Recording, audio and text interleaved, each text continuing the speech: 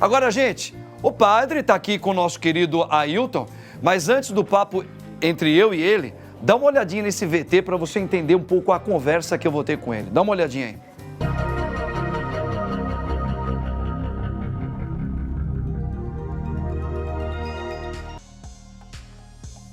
Rock, pop, funk, jazz, folk, seja lá qual for o estilo, com certeza a música faz parte da vida de todos nós. E com certeza, alguma música influenciou você em algum momento da sua vida. Às vezes, as canções formam pequenas trilhas sonoras em nossa vida. E em seus mais diversos meios, a música também pode ser uma forma de evangelizar as pessoas, com letras cativantes que levam a palavra de Deus aos ouvidos e ao coração daqueles que precisam. Com a música, o entendimento do Evangelho são levados às pessoas de forma mais simples, entregando mensagens de paz e amor. Acompanhe o Papo Reto de hoje, que aborda a importância da música na evangelização. Tá aí, minha gente, tá aí, ó, um assunto super legal, um assunto super interessante. A importância da a música em si, ela já é algo maravilhoso. É um dom, né, Ailton? A música em si, eu acho que é importante, antes de mais nada, aproveitar que você é um conhecedor da música, você tem uma experiência com a música. A música em si, independente se ela é de espiritualidade, secular, ou religião, a música ela já tem um cunho de grande importância na vida do ser humano, né? Com certeza, isso aí. Aproxima um pouquinho mais do Eu acho que, eu não sei se está aqui nesse microfone também. Ah, o dele tá funcionando? O meu está aqui, né? Tá? Tranquilo. No de lapela. Beleza, beleza. O meu também, né? Ah, então beleza, vai. Então, assim, padre, a música milenarmente, ela tem uma contribuição muito grande. Tá. Tanto que a gente, por exemplo, em séculos passados, os grandes músicos, os grandes escritores, a gente nunca sabia quando a música era secular Certo. ou a música era sacra. Vamos falar de Johann Sebastian Bach, vamos falar de Beethoven. Sim. Um monte de melodias que eles criaram foram utilizadas na igreja. E nem sempre o cunho foi sacro. Ou seja, a música sempre fez um trabalho muito grande na vida do homem, né? Em questão de uma cura interior, de uma paz, de qualquer música, né? Então, inclusive, dependendo de alguns ritmos, auxilia muito no equilíbrio emocional de uma pessoa. Então, assim, a música, no geral, a gente falando, né? Eu estou falando da música no contexto, né, histórico e também de estudo, ela contribui demais na vida de uma pessoa, na questão de uma paz interior, de um crescimento, de um equilíbrio emocional, como eu falei. Então, assim, historicamente falando, ela sempre teve as suas contribuições. Entendi. Eu lembro que uma vez nós estávamos na faculdade de teologia ainda, viu, minha gente? Nós estava o padre Ricardo, um monte de... Aliás, o padre Alessandro fazia parte também da mesma sala de aula nossa. E nós tivemos uma vez uma aula que foi nos passado que o poder que a música tem de ela mexer com a emoção do ser humano, seja ela qual for. Por exemplo, vamos dar um exemplo. Você pega aquela canção que o Francisco Coco, ele interpretou com uma musicalidade tocada, ele ia falando. Você lembra? Declamava, isso. Fazia a declamação e fazia isto. E tinha lá... Então veja só esse... Então o que acontece? Quando ele fazia essa declamação toda, levava muitas pessoas às lágrimas. E às vezes ele não precisava nem falar muitas coisas bonitas. Então realmente os nossos neurônios, eu não sei como é que funciona isso, Ailton, mas eu lembro que na aula falava que nós temos uma parte do cérebro nosso que a música, ela nos leva, é como se fosse desculpa, eu vou usar um termo bem mundão, é como se fosse uma droga que ela aciona uma célula do nosso cérebro que nos leva a um prazer, que nem o álcool. Então, a música em si, ela já tem esse poder. Tanto que diversos tratamentos hoje, padre, o diagnóstico é a musicoterapia.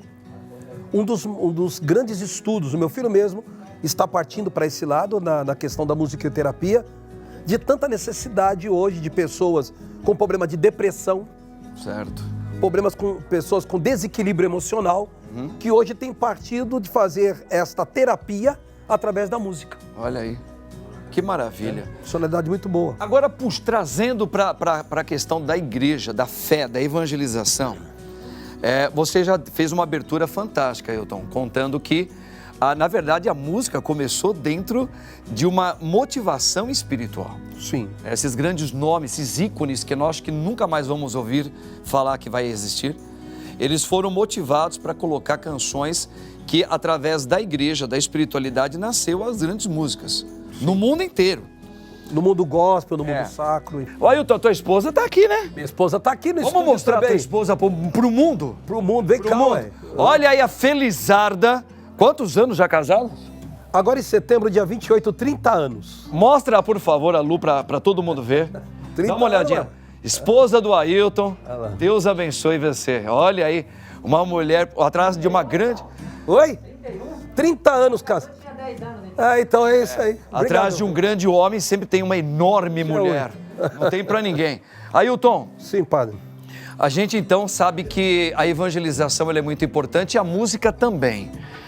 Na música católica, vamos aproveitar até o que o André falou. Os jovens sempre vão ser a importância fundamental para a evangelização, para a música, nas missas, atrair os jovens. Eles gostam, nós gostamos de música. Nós já fomos jovenzinhos também, a gente gostava de música para dedéu. A música católica, ela é atraente... Vamos tomar bem um cuidado para falar. A música tem que orar 2 vezes, ela tem que te levar a orar, tá?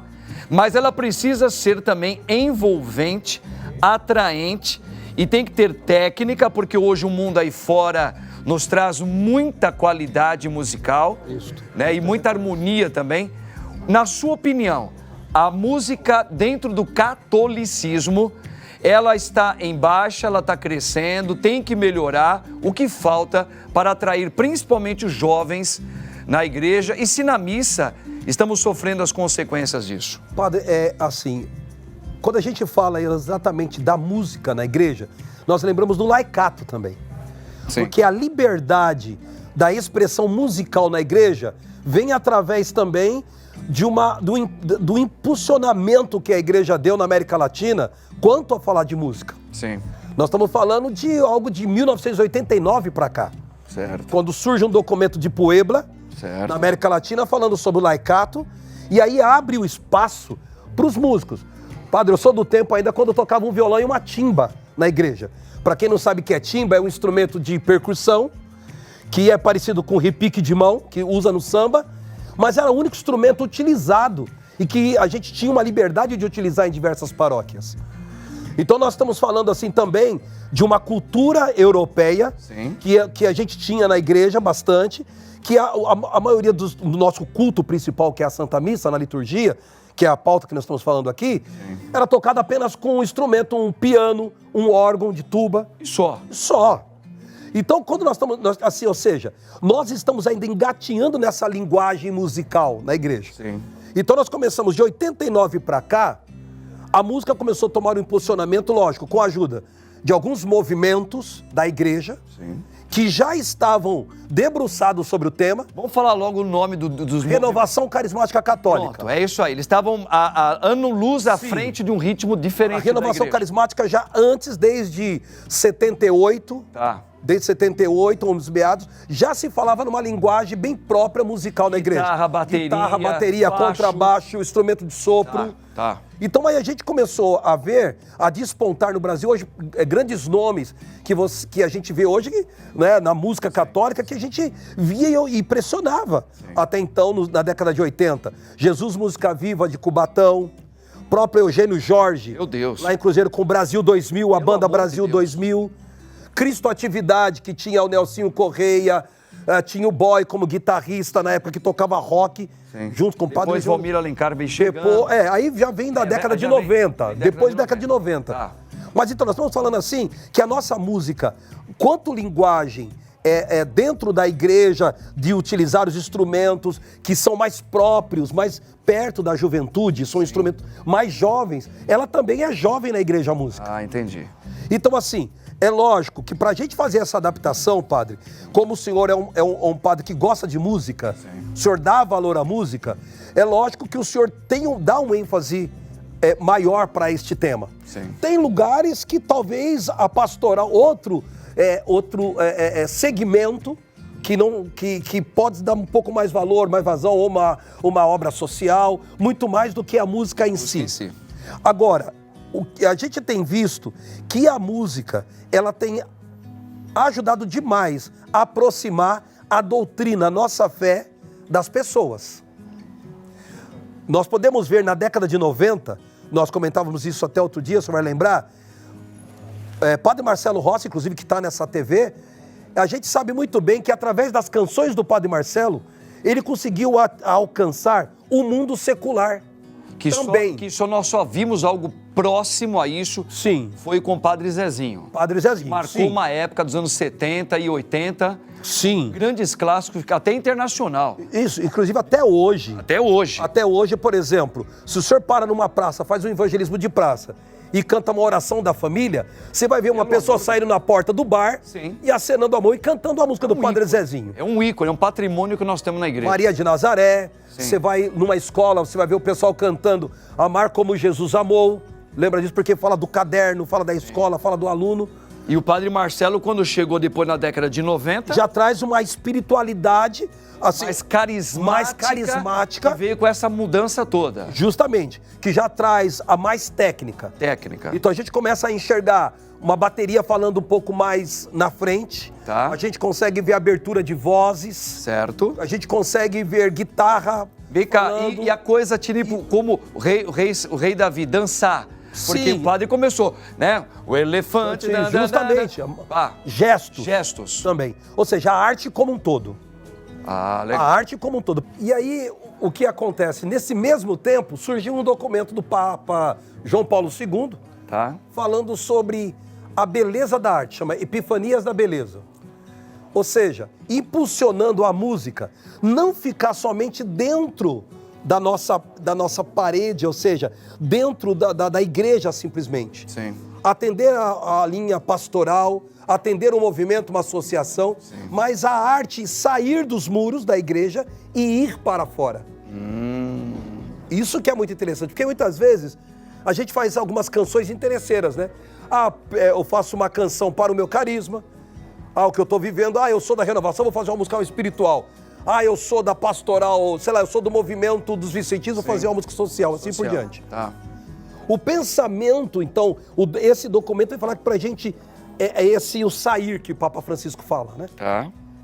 Da mesma canção de eu chegar numa praça pública, de alguém que nunca ouviu falar de Deus, e você tocar e alcançar essa pessoa que tecnicamente, ela não está no mesmo rebanho que você, não está no mesmo redil, mas ela ser tocada. É o que nós fazemos hoje aqui, o que nós fazemos na TV, que nós tentamos proporcionar através dos programas que nós fazemos. Sim. É exatamente isso, a nossa música poder chegar numa casa, num lar que talvez ele está passando agora por canal, passando pela Rede Vida de televisão, e ele escuta uma canção e através da música para no programa. Isso independente da religiosidade e da espiritualidade da pessoa. Independente. E por isso que eu falo que a técnica, ela deve estar caminhando juntos. Por quê? Olha só, o Papa vai escrever um documento sobre epifanias, ou seja, a manifestação da beleza, a beleza da arte. Sim. Não é? Então, ou seja, imagine uma arte feia. Você não atrai ninguém. Não atrai. Tá certo? Você não consegue atrair ninguém. Então, você vê os shopping centers hoje, você vai numa lojinha, antigamente andava na rua, e hoje você entra numa loja dentro de um shopping. Todo mundo quer ir no shopping e não quer ir numa lojinha da rua, só se for por uma necessidade. E agora você imagina quando você entra no shopping hoje, tem um piano de cauda, em que alguém tá tocando muito bem um piano de cauda, tocando um saxofone, enfim.